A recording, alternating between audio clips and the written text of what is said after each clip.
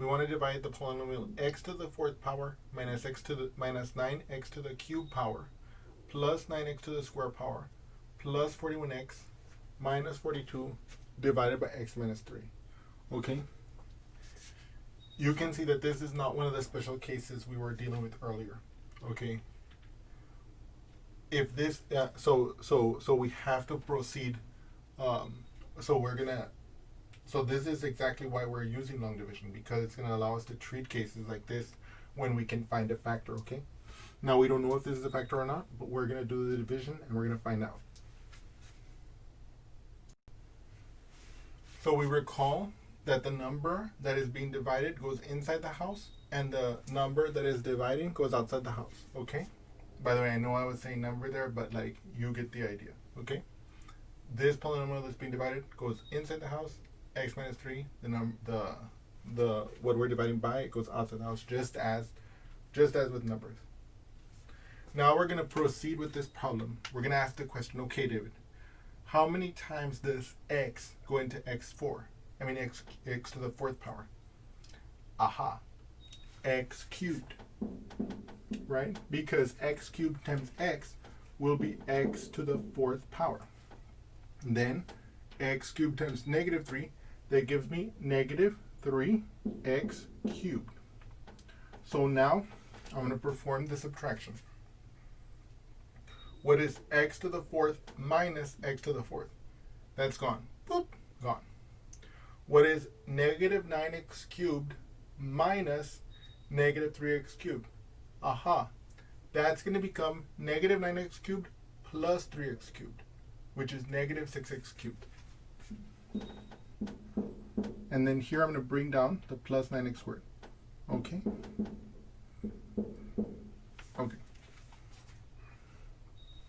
So now I ask the question, how many times does x go into negative 6x cubed? Negative 6x squared. Because first of all, the negative 6 times the 1 in front of the x will be the negative 6. The x squared times the x will be the x cubed. So we see that this is exactly what we need to multiply x by to get the negative 6x cubed. So negative 6x squared times x is, as we said, negative 6x cubed. Negative 6x times negative 3, aha, that's going to be plus 18x squared.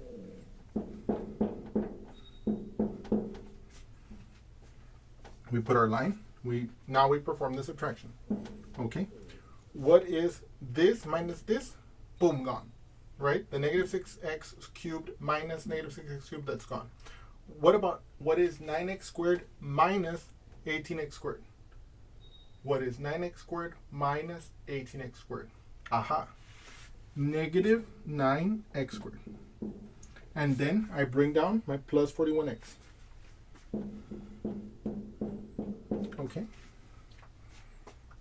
So I now want to ask, what times x gives me negative 9x squared? Negative 9x. Like this. Because negative 9x times x will be negative 9x squared. Okay. So let's multiply that out, right? Negative 9x times x, that's negative 9x squared. What is negative 9x times negative 3? That's plus 27x. So now we perform the subtraction. We ask ourselves, what is negative 9x squared minus negative 9x squared? Well, that'll become negative 9x squared plus 9x squared. That disappears. Boom, as we needed to. Or as we wanted to, right? Now what is 41x minus 27x? So let's find out. 41 minus 27.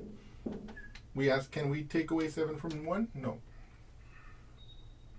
So we borrow from the 4, this becomes a 3, and this becomes an 11, basically. The 10 I borrow from the 4 makes this 1 here with that 10 an 11. 11 minus 7 is 4. 3 minus 2 is 1. So this will be 14x. Then I bring down my minus 42. And I ask myself the question now, I ask myself the question, what times x gives me 14x? positive 14. So plus 14. So now 14 times x is 14x. 14 times negative 3. Let's find out. 3 times 14. 3 times 4 is 12. I bring down my 2, I carry my 1. 3 times 1 is 3, plus 1 is 4. It's 42. And since it's 14 times negative 3, it's negative 42. Now look at this bottom. This expression exactly matches this one. So when we subtracted, it just disappeared. Remainder 0, right? So after performing this long division, we see that this divided by x, that this polynomial divided by x minus 3 gives me this polynomial. So we get this fact.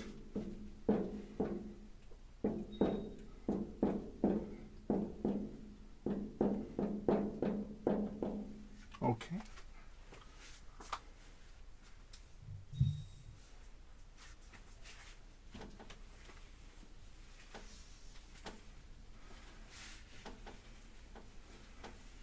And so now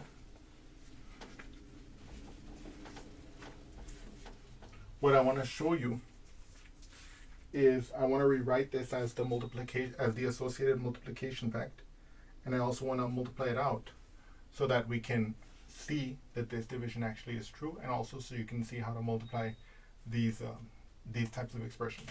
Okay. So for example, this fact can be restated as, this division fact can be restated as the following multiplication fact. So what we're saying, in other words, is that x to the 4th power minus 9x to the cubed power plus 9x squared plus 41x minus 42 is actually equal to x minus 3 times x cubed minus 6x squared minus 9x plus 14, like this. So now what I want to do is I want to multiply that right hand side to see if this actually works out. Okay, so I want to multiply x minus 3 times x cubed minus 6x squared minus 9x plus 14. Okay, so let's multiply it together. So I'm going to multiply this x times x cubed. That gives us x to the 4th power. I'm going to multiply this x times the negative 6x squared. That'll give us negative 6x cubed. I want to multiply this x times the negative 9x. And it'll give me negative 9x squared. Okay. I want to multiply this x times that 14. I get plus 14x. I want to multiply negative 3 times x cubed. That's going to be minus 3x cubed. I want to multiply the negative 3 times the negative 6x squared. Negative times the negative is positive. 3 times 6 is 18, so this will be plus 18x squared. Negative 3 times negative 9x is plus 27x. Then finally, negative 3 times the 14 is negative 42.